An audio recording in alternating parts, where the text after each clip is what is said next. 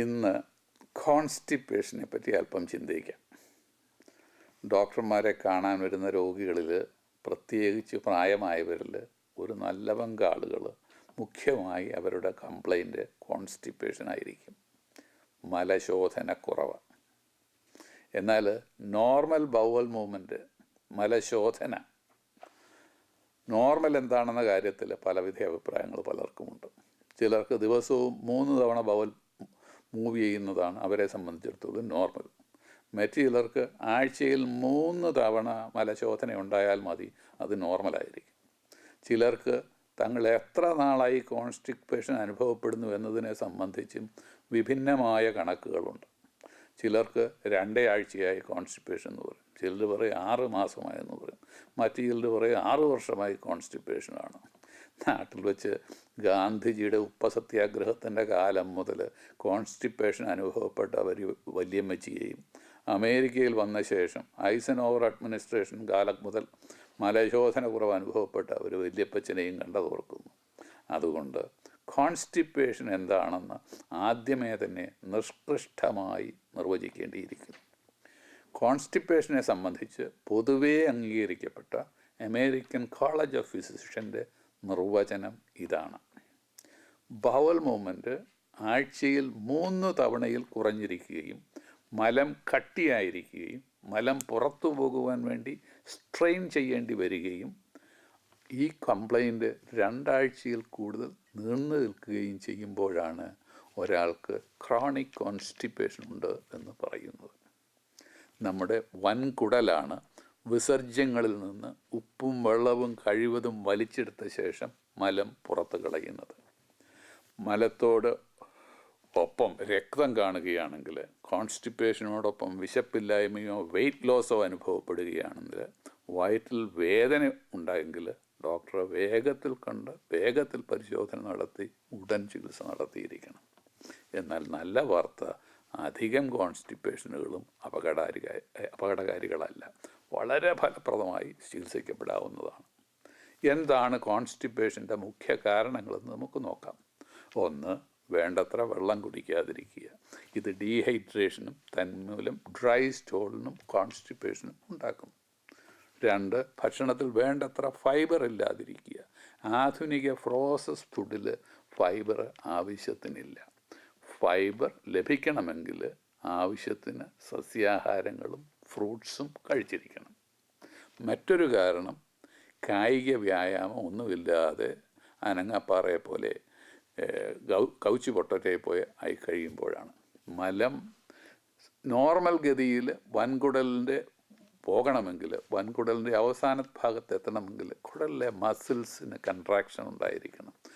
നോർമലായ വ്യായാമം ഉണ്ടെങ്കിൽ മാത്രമേ ഈ പ്രക്രിയ സുഗമമായി നടക്കുകയുള്ളൂ. മറ്റൊരു കാരണം, മലശോധന വേണമെന്ന് തോന്നുമ്പോൾ മനഃപൂർവ്വം അത് താമസിപ്പിക്കുകയാണ്. Delaying bowel movements. കൂടുതൽ യാത്ര ചെയ്യുന്നവർക്കാണ് പലപ്പോഴും ഇത് അനുഭവപ്പെടുന്നത്. ഇത് ക്രമേണ കോൺസ്റ്റിപ്പേഷന് കാരണമാകാം. പല മരുന്നുകൾ, വേദന സംഹാരികൾ, ഓപ്പിയോയിഡ്സ്, ആൻറ്റാസിഡ്സ് ഇവയെല്ലാം കോൺസ്റ്റിപ്പേഷൻ ഉണ്ടാക്കാം. പല രോഗങ്ങളുടെ ഒരു സിംറ്റമായി കോൺസ്റ്റിപ്പേഷൻ പ്രത്യക്ഷപ്പെടാം. Stroke, Parkinson's disease, thyroid disease, കട്ടിലിൽ അധികം കിടക്കേണ്ടി വരുന്ന മറ്റ് രോഗങ്ങൾ, ഇവയെല്ലാം കോൺസ്റ്റിപ്പേഷന് കാരണമാകാം. ലാക്സേറ്റീവ് അബ്യൂസ്, അമിതമായി തുടർച്ചയായി ലാക്സേറ്റ് ഉപയോഗിക്കുന്നതും കോൺസ്റ്റിപ്പേഷന് കാരണമാണ്. തുടർച്ചയായി ലാക്സേറ്റീവ് ഉപയോഗിക്കുമ്പോൾ നമ്മുടെ കുടൽ മടി പിടിച്ച് ലേസി കോളൻ ഉണ്ടാകുന്നു. ലാക്സേറ്റീവ് കഴിച്ചെങ്കിൽ മാത്രമേ കോൺസ്റ്റിപ്പേഷൻ മാറത്തുള്ളൂ എന്നൊരു സ്ഥിതിയിലേക്ക് നമ്മൾ മാറുന്നു. ഡെയിലി ഡയറി പ്രോഡക്ട്സ്, പാല്, വെണ്ണ, ചീസ് മുതലായവ അധികമായി ഉപയോഗിക്കുന്നവരിലും കോൺസ്റ്റിപ്പേഷൻ ഉണ്ടാകാം. നമ്മുടെ എല്ലാ ഫിസിയോളജിക്കൽ പ്രോസസ്സും ഒരു 65 വയസ്സ് കഴിയുമ്പോൾ കുറച്ച് സ്ലോ ചെയ്യുന്നതിനാൽ പ്രായമായവരിലാണ് കോൺസ്റ്റിപ്പേഷൻ കൂടുതലായി കാണുന്നത്. അപൂർവമായെങ്കിലും പ്രത്യേകിച്ച് പ്രായമായ സ്ത്രീകളിൽ പെൽഫിക് ഫ്ലോർ മസിൽസിൻ്റെ ബലക്ഷയം മൂലം, ഡിസ്ഫങ്ഷൻ മൂലം കോൺസ്റ്റിപ്പേഷൻ ഉണ്ടാകാറുണ്ട്. കോൺസ്റ്റിപ്പേഷനുള്ള പ്രധാന കംപ്ലയിൻസ് ഹെമറോയിഡ്സ്, അറിഷസ് ആണ്. മലം പോകുവാൻ വളരെ സ്ട്രൈ ചെയ്യേണ്ടി വരുന്നവരിൽ റെക്ടൽ പ്രൊലാപ്സും അപൂർവമായി കണ്ടുപോയിട്ടുണ്ട്. കോൺസ്റ്റിപ്പേഷൻ ഡയഗ്നോസ് ചെയ്യാൻ കംപ്ലീറ്റ് ആയിട്ടൊരു മെഡിക്കൽ ഹിസ്റ്ററി എടുക്കുക, ഒരു ഫുൾ കംപ്ലീറ്റ് ഫിസിക്കൽ എക്സാമിനേഷൻ നടത്തുക, റെക്ടൽ എക്സാമിനേഷൻ ഇത് മതിയാകും. ആവശ്യമെങ്കിൽ ഒരു ബേരിയം എക്സ്റേ ചെയ്യുവാൻ വേണ്ടി നിങ്ങളുടെ ഡോക്ടർ ഓർഡർ ചെയ്തെന്ന് വരും. മലത്തിൽ രക്തമോ മറ്റ് കുഴപ്പങ്ങളോ ഉണ്ടെന്ന് സംശയം തോന്നിക്കഴിഞ്ഞാൽ കുഴൽ കടത്തി പരിശോധിക്കാനുള്ള ഒരു കോളനോസ്കോപ്പി ചെയ്യാനായിട്ട് ഒരു ഗാസ്ട്രോ എൻട്രോളജിസ്റ്റിൻ്റെ അരികിലേക്ക് നിങ്ങളെ റെഫർ ചെയ്തെന്ന് വരും. കോൺസ്റ്റിപ്പേഷൻ്റെ കാരണത്തെ ആശ്രയിച്ചിരിക്കും ചികിത്സ. ഡീഹൈഡ്രേഷനാണ് ആണെങ്കിൽ അത് കറക്റ്റ് ചെയ്യണം. ഒരാൾ ശരാശരി ഒരു ദിവസം 1.5-2 ക്വാർട്സ് വെള്ളം കുടിച്ചിരിക്കണം. കോൺസ്റ്റിപ്പേഷനുള്ള രോഗികൾ അവർക്ക് ഹാർട്ട് ഫെയിലിയറോ കിഡ്നി തകരാറോ ഇല്ലയെങ്കിൽ 4 ഗ്ലാസ് വെള്ളം ദിവസവും കൂടുതലായി കുടിക്കാൻ ഉപദേശിക്കാറുണ്ട്. ഭക്ഷണത്തിൽ ഫൈബറിന് കൂട്ടാൻ വേണ്ടി സസ്യാഹാരങ്ങളും ഫ്രൂട്ട്സും കൂടുതലായി ഉപയോഗിക്കണം. പ്രത്യേകിച്ച് നമ്മുടെ വെള്ള അരിക്ക് പകരം ബ്രൗൺ റൈസ്, തവിട് ഉള്ള അരി കൂടുതൽ കഴിക്കുന്നതാണ് ഏറെ നല്ലത്. ദിവസവും 20 മിനിറ്റെങ്കിലും നടക്കുവാൻ ശ്രമിക്കുക. മലശോധന വേണമെന്ന് തോന്നുന്ന അവസരത്തിൽ അത് വെച്ച് താമസിക്കാതെ ആ കർമ്മം നിർവഹിക്കുക. പ്രിസ്ക്രിപ്ഷൻ ഇല്ലാതെ വാങ്ങുവാൻ സാധിക്കുന്നതാണെങ്കിലും നിങ്ങളുടെ ഡോക്ടറുടെ നിർദ്ദേശമില്ലാതെ ലാക്സേറ്റീവ് തുടർച്ചയായിട്ട് വാങ്ങി കഴിക്കരുത്. അതുപോലെ തന്നെ നിങ്ങൾ കഴിക്കുന്ന എല്ലാ മരുന്നുകളും നിങ്ങളുടെ ഡോക്ടറെ കാണിച്ച് അത് കോൺസ്റ്റിപ്പേഷന് കാരണമാകുമോ എന്ന് നിജപ്പെടുത്തുക. അമിതമായി കാപ്പി കുടിക്കുന്നതും മദ്യം ഉപയോഗിക്കുന്നതും കോൺസ്റ്റിപ്പേഷൻ്റെ കാഠിന്യത്തെ വർദ്ധിപ്പിക്കാനിടയുണ്ട്. കോൺസ്റ്റിപ്പേഷൻ്റെ ചികിത്സയ്ക്കായി നിങ്ങളുടെ ഡോക്ടറെ താൽക്കാലികമായി ചില മരുന്നുകൾ നൽകിയെന്നിരിക്കും. ഏറ്റവും കൂടുതലായി ഉപയോഗിക്കുന്ന മരുന്ന് ഫൈബർ സപ്ലിമെൻ്റാണ്. മെറ്റാമ്യൂസിൽ, ഫൈബർകോൺ തുടങ്ങിയ പാർശ്വഫലങ്ങളില്ലാത്ത മരുന്നുകളാണിവ.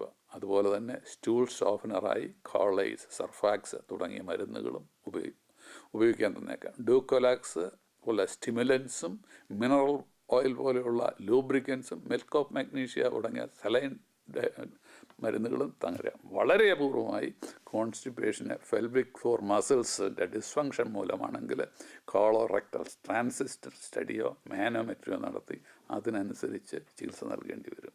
Again the good news is constipation is most often it is not dangerous. It can be very effectively treated.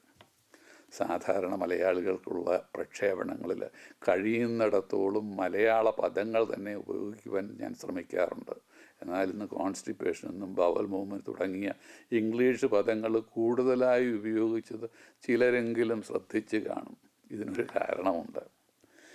ഇവിടെ അമേരിക്കയിൽ ഒരു രോഗി വന്നിച്ച് ആ രോഗിയോട് have you had bowel movement, have you had constipation എന്നൊക്കെ ചോദിക്കുന്നതിൽ ഒരു വൈക്ലഭ്യവും എനിക്ക് തോന്നാറില്ല. എന്നാൽ നാട്ടിൽ വെച്ച് രോഗികളോട് ബവൽ മൂവ്മെൻറ്റിന് പകരം കക്കൂസിൽ പോയോ, ഇന്ന് പുറത്തിറങ്ങിയോ, വെളിക്കിറങ്ങിയോ എന്നൊക്കെ ചോദിക്കുന്നതിൽ അല്പം സങ്കോചം തോന്നിയിട്ടുമുണ്ട്. ഇത് വളരെ വർഷങ്ങൾക്ക് മുമ്പ് കോട്ടയം മെഡിക്കൽ കോളേജിൽ വെച്ച് എന്നെ അപകടത്തിൽ ചാടിച്ച ഒരു അനുഭവം ഇന്ന് ഞാൻ ഓർക്കാറുണ്ട്. എൻ്റെ രോഗി അന്ന് പ്രായമായ ഒരു പാർവകത്തിയാറായിരുന്നു. അറിവും പഠിത്തവും ഉള്ള ഒരു നല്ല മനുഷ്യൻ. ഞാൻ അയാളെ പരിശോധിക്കുമ്പോൾ എൻ്റെ ചുറ്റും ഹൗസ് സർജൻസും മെഡിക്കൽ സ്റ്റുഡൻസും എല്ലാം ഉണ്ട്. ഇത്ര മാന്യനായ ഒരു വ്യക്തിയോട് അവരുടെ എല്ലാം മുമ്പിൽ വെച്ച് നിന്ന് നിങ്ങൾ കക്കൂസ് റെഗുലറായിട്ട് പോകാറുണ്ടെന്നോ, വെളിക്കിറങ്ങാറുണ്ടെന്നോ, പുറത്തിറങ്ങിയെന്നോ എല്ലാം ചോദിക്കുന്നതിന് പകരം കുറച്ചുകൂടി നല്ല ഭാഷയിൽ ചോദിക്കാമെന്ന് ഞാൻ തീരുമാനിച്ചു. നിങ്ങൾക്ക് സുഖവിരോചന ഉണ്ടോ എന്ന് ഞാൻ ചോദിച്ചു. സുഖവിരോചന എന്ന വാക്ക് കേട്ട് അല്പം പരിഭ്രമിച്ച പാർവത്തിയാർ സാറ് സ്വരം താഴ്ത്തി പറഞ്ഞു, ഡോക്ടറെ, എൻ്റെ ഭാര്യ ഞാനുമായിട്ട് പിണങ്ങി അവളുടെ വീട്ടിൽ പോയി താമസിക്കാൻ തുടങ്ങിയിട്ട് 2 വർഷമായി. ഭാര്യ പോയതിൽ പിന്നെ സാറ് പറഞ്ഞത് എനിക്കിതുവരെ ഉണ്ടായിട്ടില്ല. ഞാൻ പിന്നെ അത്ര സ്വഭാവക്കാരനും ഒന്നുമല്ല. പിന്നീട് ഞാൻ ഒരു രോഗിയോടും സുഖവിരേചനയുണ്ടോ എന്ന് ചോദിച്ചിട്ടില്ല. ഇത് ചിക്കാഗോയിൽ നിന്ന് ഡോക്ടർ വൈ പി തോമസ്. വരുന്ന ആഴ്ചയും ഈ സമയം നമുക്ക് വീണ്ടും കാണാം.